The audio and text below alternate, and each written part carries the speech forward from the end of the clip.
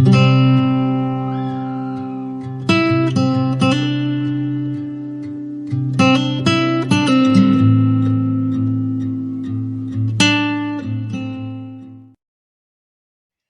it going, everyone? Welcome back to another video. So in today's video, we're going to look at one of my favorite hobbies. Now, I suppose it's one of our favorite hobbies. I'm sure out there's lots of people. I've seen them all over YouTube, and there's a big community of us. And it's all about knives.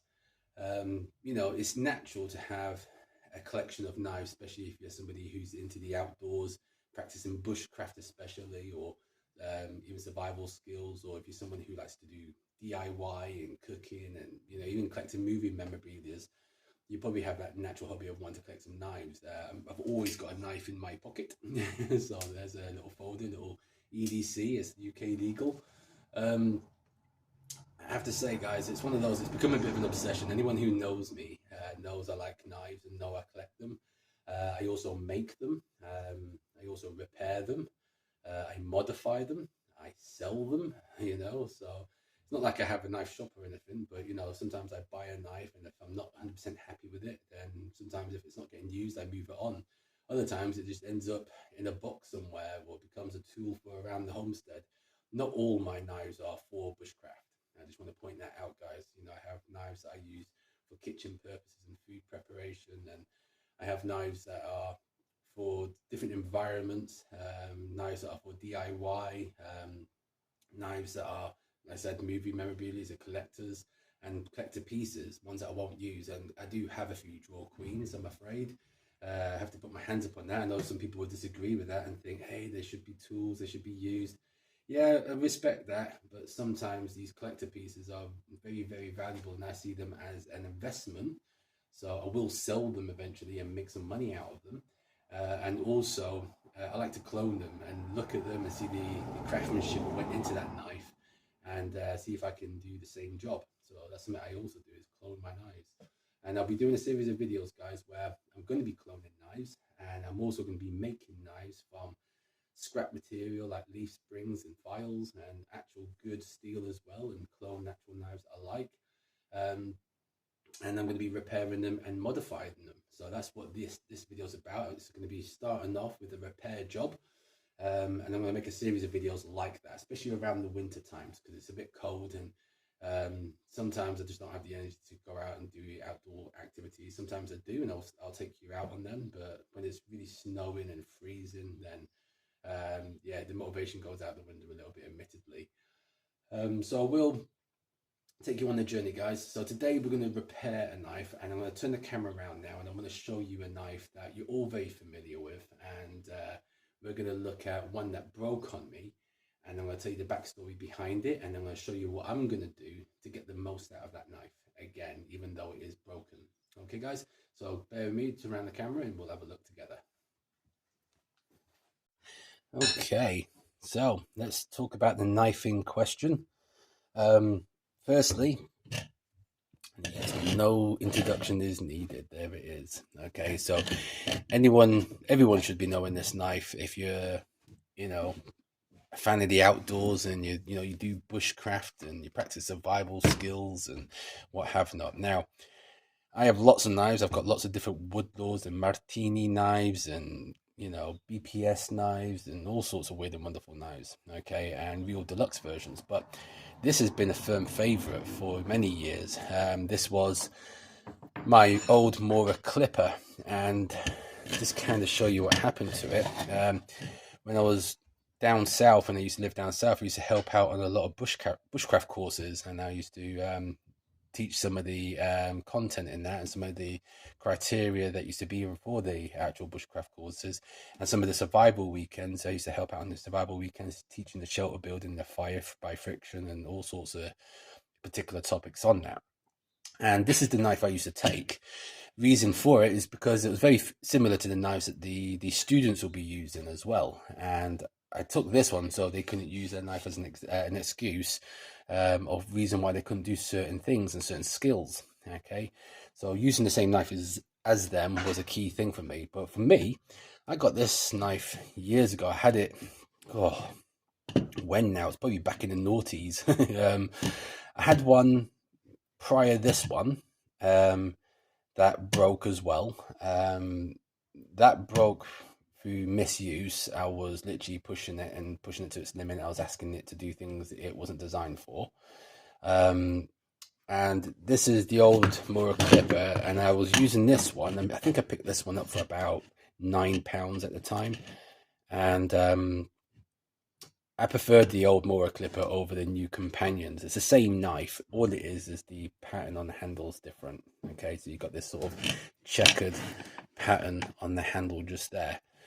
And I've been using this one for about 12 years, and how it broke was a bit of a surprise, to be honest. Let me show you what happened. As you can see there, and you can see it's well patinaed, it's well used, it's still very sharp. It snapped there. All I was doing was feathering the stick, and as I was feathering, when you do the turning motion on feathering the stick, obviously I came to a bit of a knot and it got stuck, and I turned it and it just snapped out of my hand, and I went, oh. So no idea why that happened. Obviously it could have been a fracture there prior, but I mean, it lasted 12 years, to be honest, guys, and that's the whole point of these knives. You don't cry about it if it does break. It's a shame, because I wish Mora Clipper would bring out this handle again. I know you can get it for the backhoe, which I probably will purchase one, but it's overly priced, because this was like £9 at the time. Luckily, when I buy something that I like, I buy two. So this is my newer one now. Let's see if I can show you that pattern on that handle. And this is a much newer version, so it's still got some patina to build up. I have used it, and now obviously I put it into this sheath. I don't like the Mora Clipper sheath. This is my very first sheath I ever made, and it's got a bit loose over the time, but it was not a bad job when I did it, and it's doing the job. I don't need to make another one. That's just for that particular knife. As I say, I've got my deluxe knives that I use. So what we're going to do is we're going to do a repair job. Now, I was contemplating on sawing down this handle and making them into scales, and then making a new knife for it and re-knifing the handle, so to say, rather than rehandling your knife. I was going to do that, but I know from experience, I tried to do that to the last one I broke, and this rubber just doesn't hold out. As soon as you start sawing, it just falls apart and everything else, and it just looks tatty and crap. So I'm going to show you what I'm going to do here. I'm going to go grab some materials, and I'm going to tell you what my intentions are, and I'll be right back with you. Okay, so I'm going to show you what my intentions are, guys. First one, okay, I'm going to make a little scribing tool.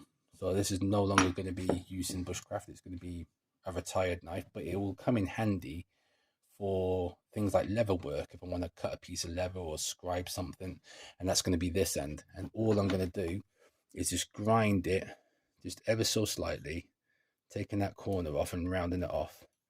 And there's going to be a nice little scribing tool. I think that'd be a good use for that. So it's having to do too much to it.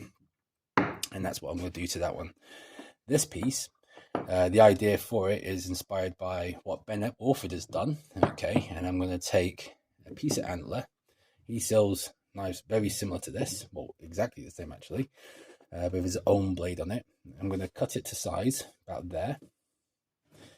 And then I'm going to make a bevel out of that, so I'm just going to take it back ever so slightly. Doesn't need to be a long tang whatsoever, because this is not going to be used in heavy abuse or any heavy use. I'm not going to be battening with this knife or anything like that. It's just going to be just a little whittler, you know, a small little carving tool that can cut string, you know, do some embroidery work onto my spoons, things like that, you know. And it's going to be really handy. I can even use the bottom of this antler here to help unknot knots in the field. And it's going to be a small neck knife, cutting string and things like that. That's all I'm going to use this knife for, nothing heavy.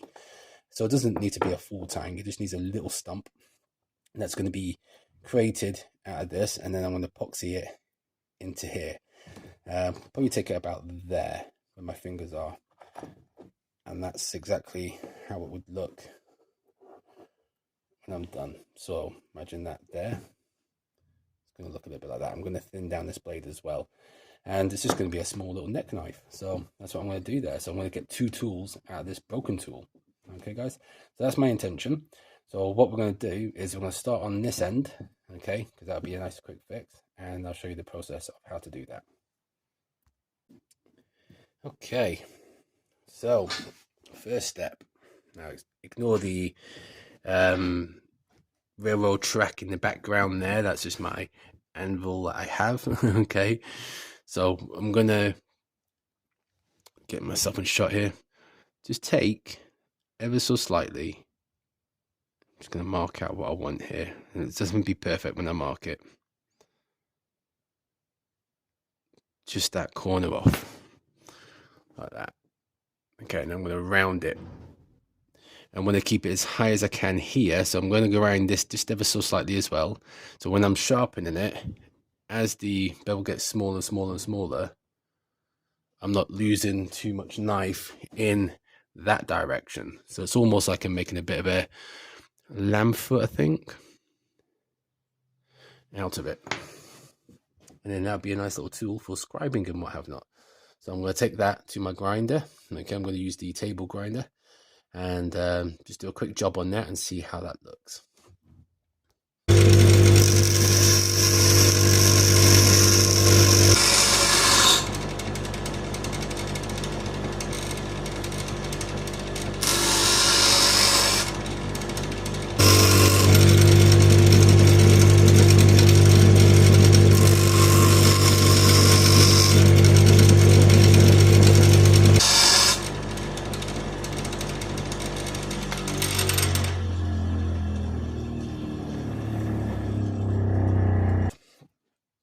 That is it done. I've popped it back in its sheath, but let's have a show you of what I've done to that part of the knife.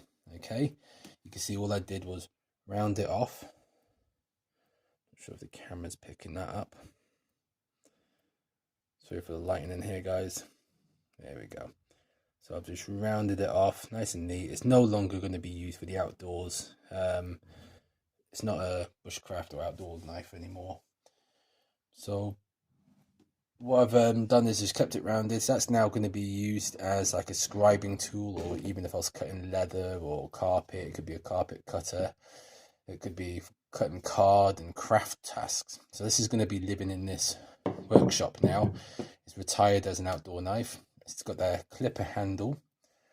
So you got to look past the fact it used to be a Mora Clipper and it's now a new tool. Okay, for something else, and it'll be very handy because I'm always looking for something, whether I'm doing some scrimshaw work or something like that, where I can get a knife and just kind of use it a little bit like a pen and scribe things and scratch things, and you know, that's what that's going to be used for. So that can stay in the original sheath, still sharp. Okay, I can still in the original sheath. I didn't touch the edge at all because that was sharp as it is. So it's a big sheath for a small little blade. That's that done. Right, moving on. Antler. I need to make a decision on where I'm going to cut this antler. So I'm thinking taking it about my hand size, so about there. And then I need to make a decision how long I want that tang. But it's a very stumpy tang. It's not going to be a strong knife for hard use like battening and things like that. It's not what it's for. It's going to be a small carving tool. I'm also going to thin down this blade just ever so slightly from the back. I'm not going to touch the edge whatsoever because that's perfect as it is. It's a very, very sharp blade, so I've got to be careful here. I'm going to tape it up, but I'm going to take a little stump and then I'm just going to epoxy it into this. Okay, I'm going to put a little hole in there, and that'll be that. So let me start off with the antler piece itself.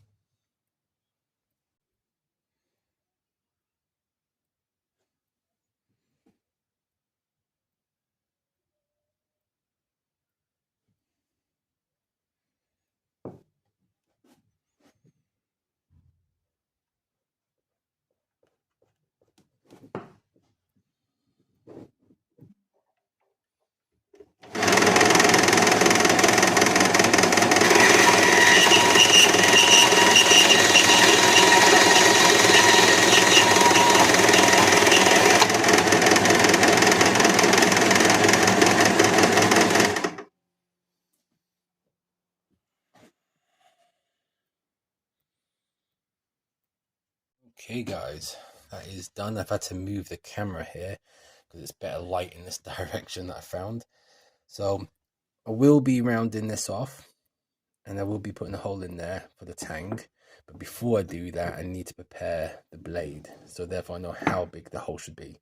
But to give you an idea of what it's going to look like, I'm going to take ever so slightly this back, and it will be thinned off at the back here. And it's going to be about there. So it's just a small little stumpy blade. I think that looks quite cool. It's going to be nice and neat when it's done. I will make a sheath for it, and it'll be like Ben Orford's knives. Obviously his is more deluxe, but it'll have the same effect. I will have a little magnet in the sheath and everything else like he's got, so I'm going to pretty much replicate what he's done there. It's just inspired by it. That'll be a little handy tool. It's not going to be something that's going to be for heavy use. By all means, I'm not going to be battening anything or using, you know, pressure on it or anything like that. It's more for like things like intricate work, coal rolls, and small little carving and whittling tasks, cutting string around camp, things like that. It'll just be around the neck. So that's what I'm going to do there. So to prepare this, I've kind of made a decision there on camera what sort of length I'm looking for, and I'm going to take it back about there. That's plenty of tang for what I need.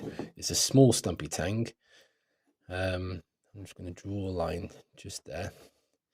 I like to use chalk, and what I'm going to do, rather than just doing that as a stick, it's going to be gradual, so it's going to sort of come like that. Now we'll do a neater job off camera, but like that. And then obviously it's not going to be this thin, it's going to be a natural tang there. Okay, it'll be centered, so I will measure that. So kind of give you an idea. I'll color in what I'm going to be taking away, keeping on there, sort of like that. It's not the best illustration, but you get the idea. Okay, I'll show it to you when I'm done, and then we'll go ahead and then measure it out for this to slot in. Okay.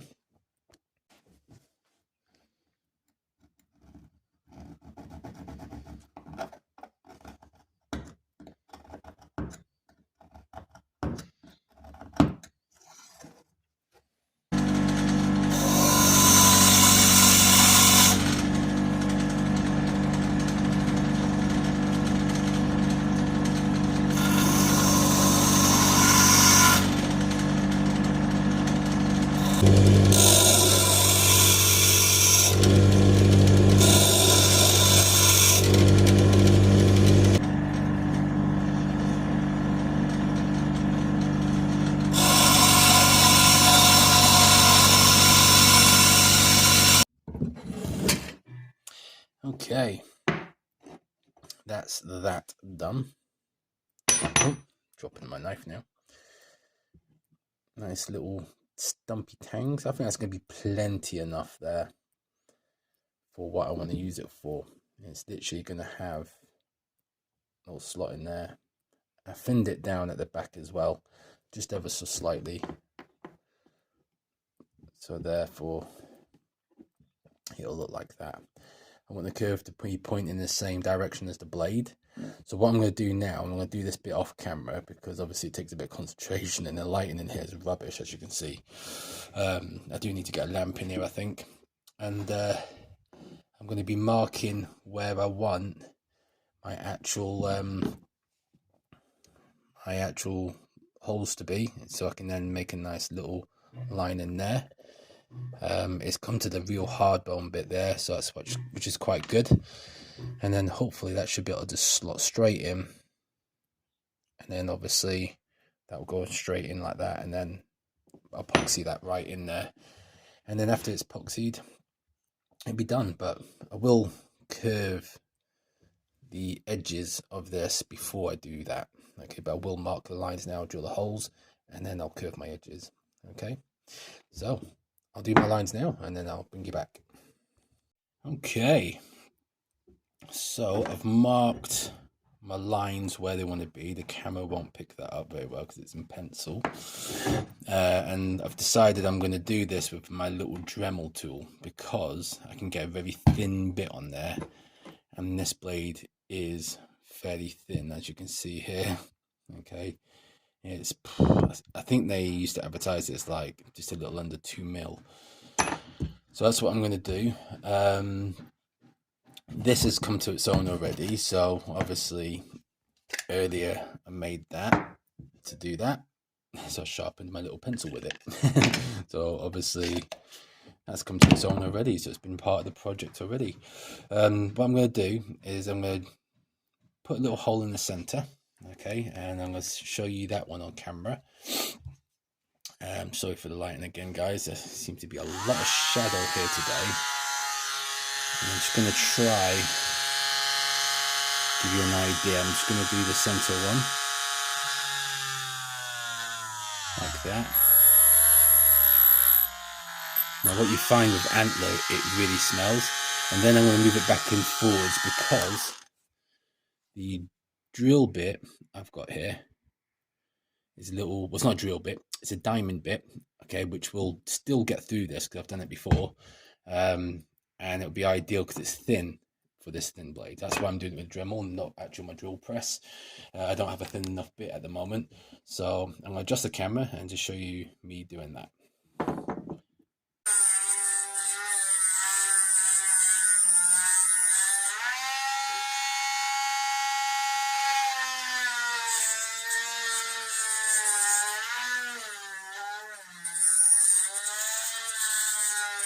Okay, that's pretty much where I need it to be. So you can see I've popped a hole in there using the Dremel, and I kept checking to see if the blade fits in. Now, wiggling it in, you can see there's a little bit gap in there, but that's fine because what I'm going to do is I'm rounding this edge off, and hopefully I can then make my final adjustment so that's fully sunk in. So I'm going to round the edges off first before I do that final little bit. But that's what it will look like when it's done. Nice little blade, and that utilizes that broken bit, and then I can do a bit of carving. So there you go, guys.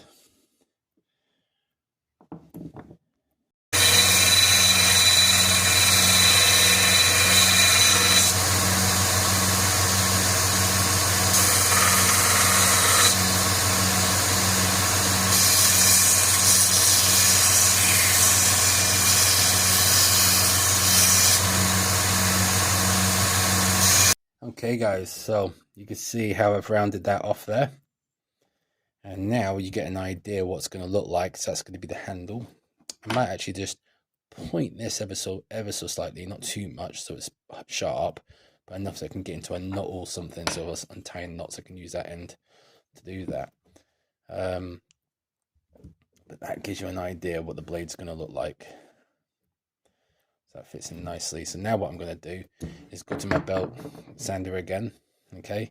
But I'm going to now just fine tune things here in the corners because it has a good back plate on the sander, and I can then make it nice and sharp so hopefully it'll fit in, and just round off any overhanging bits on my blade itself. So I'll make that decision as we go along, but it's pretty much centered. Just going to take off the overhangs now, just ever so slightly. Okay guys.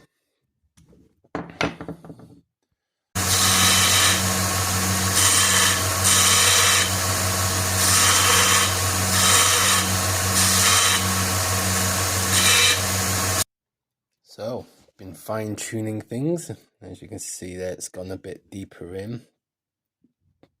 And I've made little grooves for things to sit in. Just got to push that in a bit more, but you can get the idea of what's going on. I'm happy with that. By all means, it's not, Ben Orford standard, because, he's a professional maker.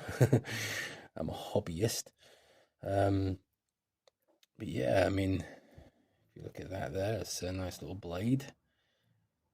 I might just take that back a bit because it looks a bit silly. It looks like a bloody elf, doesn't it? But there we go.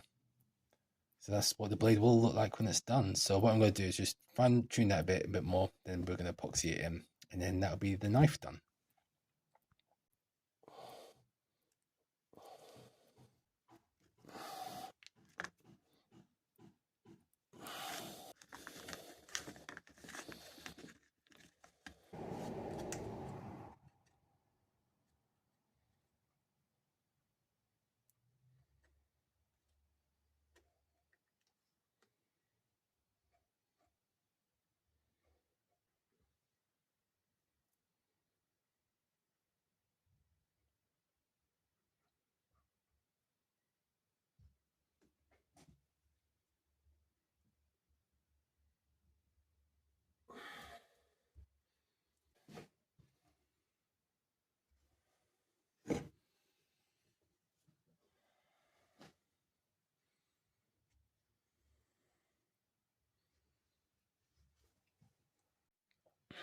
Okay guys, so you just see me there epoxy the blade in. I've used a 5 minutes epoxy. That doesn't mean it's done in 5 minutes. It just means it starts curing at that time. You can see there, nicely centered. Starts curing around that time, and then once it's cured completely, I'm going to leave it overnight. It's probably the sensible thing to do. Once it's completely done, I'll show you the end results tomorrow. All I need to do is just a little light sand around the edges to get some excess epoxy off and on the blade a little bit, and then that'll be it. Then I can start making a sheath for it. But yeah, I'm happy how it's turning out so far. So we'll see how it holds up. I mean, that's going to be the big test. But at the end of the day, what's the worst that could happen? My Mora was broken anyways. So all I'm trying to do is revitalize whatever I have left. So if anything, I've gained a scribing tool over there. But if this works, then great. I've got myself a nice little letter opener or something. It's just something lightweight and something for light tasks. I'm not planning to do anything heavy with this thing. As I said, it's just a little cutting tool. My pocket knife will be stronger than this thing, I think. So yeah, it's just a bit of fun as well, isn't it? See how this goes, experimenting. That's the smallest tang that I've probably dealt with. Normally I have full long stick tangs if I've done any pucos before, because that's the style it is. It's like a puco, so to say. It's just got a stick tang thing going through it. But most of the time I make full tang knives. So I've never done it with that small of a tang. So we'll just see how it goes. That's all I can do. Thinking back, maybe I should put a tiny little hole through the steel, but the steel's been treated, you see. So that'll be a challenging thing to do as it is, but we'll see how it goes. All right, I'll check in tomorrow and let you know how it looks. So guys, that brings us to the end of the video. So I've gained 2 new tools out of that one that was broken. So obviously you've seen the little scribing tool slash slicing tool, carpeting tool, leatherworking tool that I've got here. So I just need to sharpen it up a bit more, sort out the edges, but happy how that one turned out. And then that was the small antler. Not sure if the camera can pick this up for us, but the antler is now done. And I'm going to make a little sheath for that. So hopefully you guys can see that. Yeah, I'm really happy how that's turned out. It's like one of those little Ben Orford ones.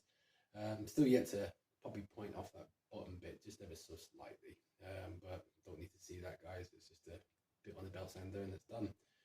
It's solid on there. It's not going anywhere unless I was to beat on it, which I'm never going to do. And that will have like a little sheath that goes like that. I'll just dangle across my neck. Yeah, really happy how that's turned out. So guys, if you enjoyed today's video, give me a like and subscribe to my channel. I would appreciate your support if you did that. And this is obviously a little bit different. If you like these style of videos I'm doing at the moment, just let me know. Pop a comment in the comment box. And guys, till next time, I'm going to do another modification on a knife that I bought recently, inexpensive, that needs modifying, and you'll see that on my next video. So take care, guys. All the best.